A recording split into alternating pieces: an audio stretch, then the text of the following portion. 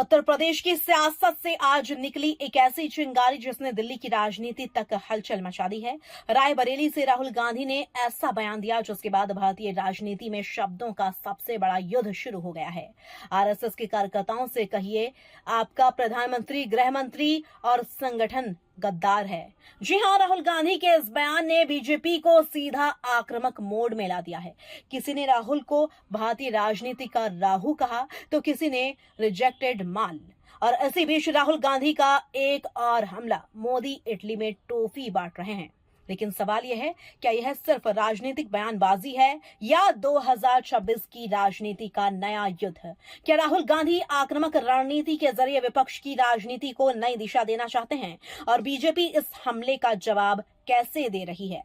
आज के special political report में दिखाएंगे आपको हर बयान, हर पलटवार और इस पूरे सियासी संग्राम का असली मतलब। रायबरेली कांग्रेस का गढ़ और राहुल गांधी का राजनीतिक संदेश देने का सबसे बड़ा मंच।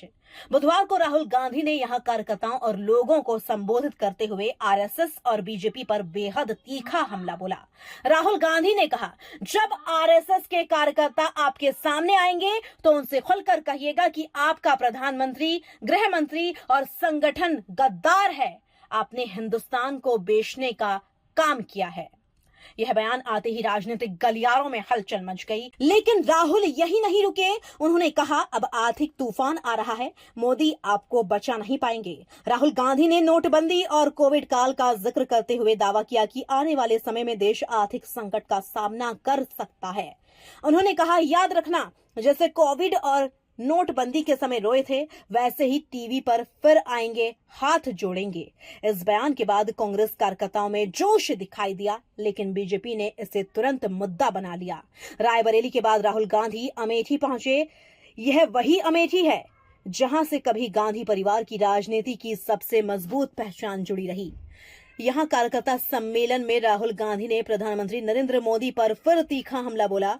राहुल ने इटली की प्रधानमंत्री जॉर्जिया मेलोनी के साथ पीएम मोदी की तस्वीरों और वीडियो का जिक्र करते हुए कहा, मोदी इटली में टॉफी बांट रहे हैं, रील बनाई जा रही हैं। उन्होंने कहा, ये बीजेपी वाले मेरा मजाक उड़ाते हैं, लेकिन जो आर्थिक दीवार उन्हें खड़ी करनी थी वो उन्होंने नहीं की। राहुल गांधी ने बढ़ती महंगाई, बेरोजगारी और बंद होते बिजनेस को लेकर केंद्र सरकार को घिरा। उन्होंने कहा कि किसान, युवा, महिलाएं और छोटे व्यापारी परेशान हैं, लेकिन सरकार सिर्फ इमेज मैनेजमेंट में लगी हुई है। राहुल गांधी ने सोशल मीडिया प्लेटफॉर्म एक्स पर भी प्रधानमंत्री मोदी पर हमला बोला। उन्होंने लिखा, आर्थिक तूफान सिर पर है और हमारे प्रधानमंत्री इटली में टॉफी बांट रहे हैं। राहुल ने दावा किया कि देश में महंगाई और आर्थिक दबाव लगातार बढ़ रहा है, लेकिन सरकार गंभीर मुद्दों से ध्यान भटका रही है। इस पोस्ट के बाद सोशल मीडिया पर राहुल गांधी और हैशटैग मोदी ट्रेंड करने लगे।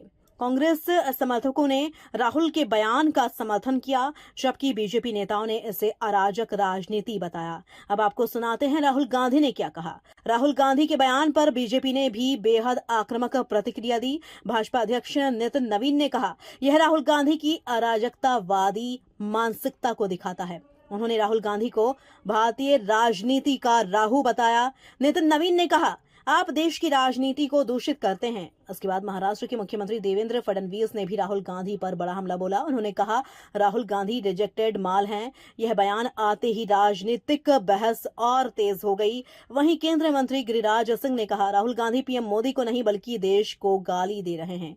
बीजेपी नेताओं का कहना है कि राहुल गांधी लगातार ऐसे बयान देकर लोकतांत्रिक संस्थाओं और देश की छवि को नुकसान पहुंचा रहे हैं। अब सबसे बड़ा सवाल, क्या राहुल गांधी का यह आक्रामक तेवर 2026 की राजनीति का संकेत है? राजनीतिक जानकार मानते हैं कि राहुल गांधी अब सॉफ्ट पॉलिटिक्स छोड़कर सीधे टकराव की रणनीति अपना रहे हैं। रायबरेली और अमेठी का दौरा सिर्फ संगठनात्मक कार्यक्रम नहीं था, बल्कि उत्तर प्रदेश में कांग्रेस की नई राजनीतिक लाइन का संकेत माना जा रहा है। राहुल गांधी लगातार बेरोजगारी, महंगाई, आर्थिक संकट और केंद्र सरकार की विदेश नीति को मुद्दा बना रहे हैं। दूसरी तरफ बीजेपी राहुल गांधी के बयानों को गैर जिम्मेदाराना और विवाद पैदा करने वाला बता रही है।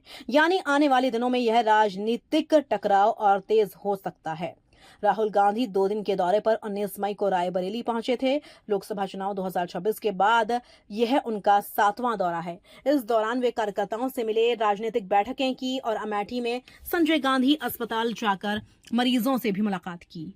कांग्रेस इसे जनता के बीच राहुल गांधी की सीधी पहुंच के रूप में पेश कर रही है। रायबरेली से निकला राहुल गांधी का गद्दार बयान अब राष्ट्रीय राजनीति का बड़ा मुद्दा बन चुका है। एक तरफ कांग्रेस केंद्र सरकार पर आर्थिक और राजनीतिक हमले तेज कर रही है, तो दूसरी तरफ बीजेपी राहुल गांधी को आक्रामक जवाब दे रही है।